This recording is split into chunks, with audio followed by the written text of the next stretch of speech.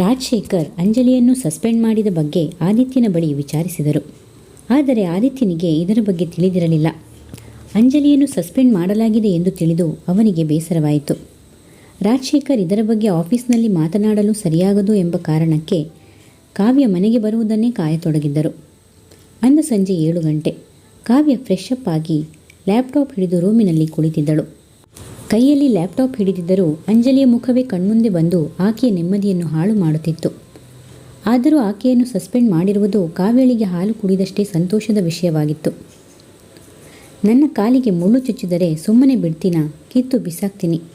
ಆಕೆ ಕಣ್ಮುಂದೆ ಇಲ್ಲದಿದ್ದರೆ ಆದಿತ್ಯನನ್ನು ನಿಧಾನವಾಗಿ ತನ್ನೆಡೆಗೆ ಸೆಳೆಯಬಹುದು ಎಂಬ ಯೋಚನೆ ಆಕೆಯದಾಗಿತ್ತು. ಅಷ್ಟರಲ್ಲಿ ಕಾವ್ಯ ರೂಮಿಗೆ ಬಂದ ರಾಜಶೇಖರ್ ಬಾಗಿಲು ಶಬ್ದ ಮಾಡಿ ನಾನು ಬಂದಿದ್ದೇನೆ ಎನ್ನುವ ಸೂಚನೆ ನೀಡಿದರು. ಕಾವ್ಯ ತಿರುಗಿ ನೋಡಿದಳು. ರಾಜಶೇಖರ್ ಸುತ್ತಿ ಬಳಸಿ ಮಾತನಾಡದೆ ನೇರವಾಗಿ ವಿಷಯಕ್ಕೆ ಬಂದರು. ಕಾವ್ಯ, ಏನು ನಡೀತಿದೆ ಆಫೀಸ್ನಲ್ಲಿ? ಯಾಕೆ ಅಂಜಲಿಯನ್ನು ಸಸ್ಪೆಂಡ್ ಮಾಡಿದೀಯಾ ಎಂದು ಕೇಳಿದರು ಗಡುಸಾಗಿ. ವಾವ್, ನಿಮ್ಮ ಮಗಳು ಇಷ್ಟಪಟ್ಟ ಹುಡುಗನನ್ನು ಮದುವೆಗೆ ಒಪ್ಪಿಸಲು ನಿಮಗೆ ಆಗಲಿಲ್ಲ. ಆದರೆ ಆ ಅಂಜಲಿಗಾಗಿ ನನ್ನನ್ನೇ ಪ್ರಶ್ನೆ ಮಾಡಲು ಬಂದಿದ್ದೀರಾ ಅಲ್ಲವೇ? ನಾನು ಕಂಪನಿಯ MD, ನಾನು ಇಷ್ಟ ಬಂದಂತೆ ಮಾಡುತ್ತೇನೆ ಎಂದಳು.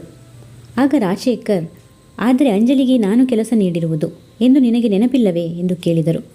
ಇರಬಹುದು. ನೀವು ಹೇಗೆ ನನ್ನ ಪರ್ಮಿಷನ್ ಇಲ್ಲದೆ ಆಕೆಗೆ ಕೆಲಸ ನೀಡಿದ್ದೀರೋ ನಾನು ನಿಮ್ಮ ಪರ್ಮಿಷನ್ ಇಲ್ಲದೆ ಕಿತ್ತು ಹಾಕಿದ್ದೇನೆ ಎಂದಳು ಅಹಂಕಾರದಿಂದ. ನೀನು ಮಾಡಿದ್ದು ಸರಿಯಿಲ್ಲ ಕಾವ್ಯ. ಆಗಿದ್ದು ಆಗಿ ಹೋಯಿತು. ಆಕೆಯನ್ನು ರೀಜಾಯಿನ್ ಮಾಡಿಕೋ ಎಂದರು.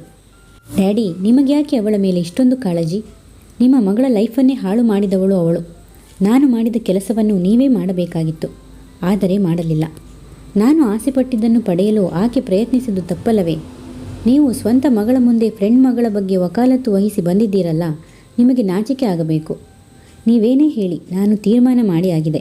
ಆಕೆ ಯಾವುದೇ ಕಾರಣಕ್ಕೂ ನಮ್ಮ ಕಂಪನಿಯಲ್ಲಿ ಕೆಲಸ ಮಾಡುವಂತಿಲ್ಲ ಅಷ್ಟೇ ಎಂದಳು. ಬೇರೆ ಯಾವುದೋ ವಿಚಾರದಿಂದ ಕಾವ್ಯ ಹೀಗೆ ಮಾಡಿದ್ದರೆ ಹೇಗೋ ಬೈದು ಬುದ್ಧಿ ಹೇಳಬಹುದಿತ್ತು. ಆದರೆ ಆದಿತ್ಯ ಅವಳ ಕೈತಪ್ಪಲು ನೇರವಾಗಿ ಅಂಜಲಿಯೇ ಕಾರಣ ಎಂದು ಆಕೆಗೆ ತಿಳಿದಿರುವಾಗ ಹೆಚ್ಚಾಗಿ ಅವಳ ಪರ ವಹಿಸಿಕೊಂಡು ಮಾತನಾಡಲು ಸಾಧ್ಯವಾಗಲಿಲ್ಲ. ಇತ್ತ ಅಂಜಲಿ ಕೆಲಸ ಕಳೆದುಕೊಂಡು ಬೇಸರದಲ್ಲಿದ್ದಳು.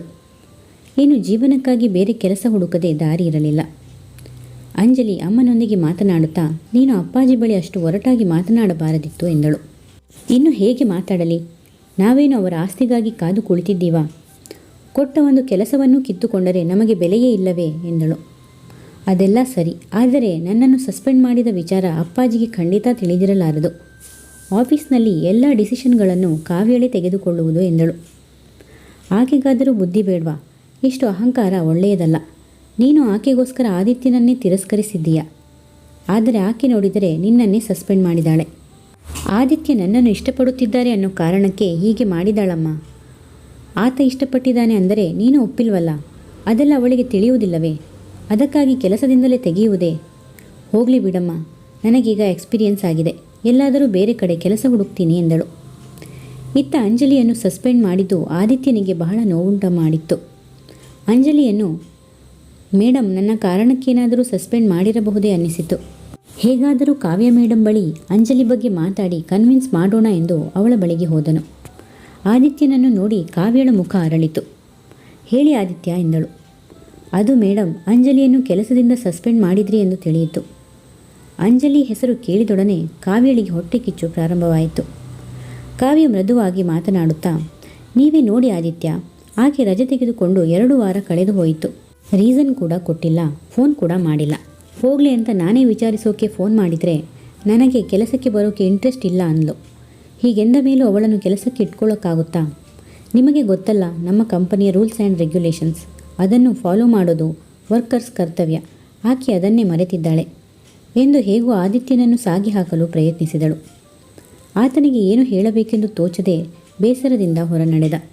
ತಾನು ಹೇಳಿದ ಸುಳ್ಳು ವರ್ಕ್ ಆಯಿತು ಎಂಬಂತೆ ಕುಹಕದ ನಗೆಯೊಂದು ಆಕೆಯ ತುಟಿಯಲ್ಲಿ ಮೂಡಿತು. ಆದಿತ್ಯ, ನೀನು ನನ್ನವನು. ನೋಡ್ತಾ ಇರು ಹೇಗೆ ನಿನ್ನನ್ನು ವಶಪಡಿಸಿಕೊಳ್ತೀನಿ ಅಂತ. ನೀನು ಪ್ರೀತಿಸಿದವಳನ್ನು ಈ ಆಫೀಸಿಂದ ಆಚೆ ಹಾಕಿ ಆಯಿತು. ಇನ್ಮೇಲೆ ಆಕೆಯನ್ನು ನಿನ್ನ ಮನಸ್ಸಿನಿಂದಲೂ ಆಚೆ ಹಾಕ್ತೀನಿ ಎಂದುಕೊಂಡಳು. ಆದಿತ್ಯನಿಗೆ ಅಂಜಲಿ ಹೀಗೆ ಮಾಡಿದ್ದಾಳೆಂದು ನಂಬಲು ಸಾಧ್ಯವಾಗಲಿಲ್ಲ. ಅಂಜಲಿ ಕಂಪನಿಯ ಮೇಲೆ ಅಪಾರ ಗೌರವವಿತ್ತು.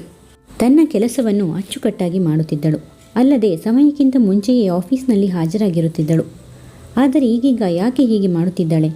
ಇತ್ತೀಚೆಗೆ ಅಂಜಲಿ ಬಹಳ ಬದಲಾಗಿದ್ದಾಳೆ ಅನ್ನಿಸಿತು. ಕೆಲ ದಿನಗಳ ಬಳಿಕ ಕಾವ್ಯಳಿಗೆ ಆದಿತ್ಯನ ಪ್ರೀತಿಯನ್ನು ಅಂಜಲಿ ಒಪ್ಪಿಕೊಂಡಿಲ್ಲ ಎಂಬುದು ತಿಳಿಯಿತು. ಆದ್ದರಿಂದ ಆದಿತ್ಯನನ್ನು ತನ್ನ ಬಲೆಯಲ್ಲಿ ಬೀಳಿಸಲು ಪ್ರಯತ್ನಿಸತೊಡಗಿದಳು.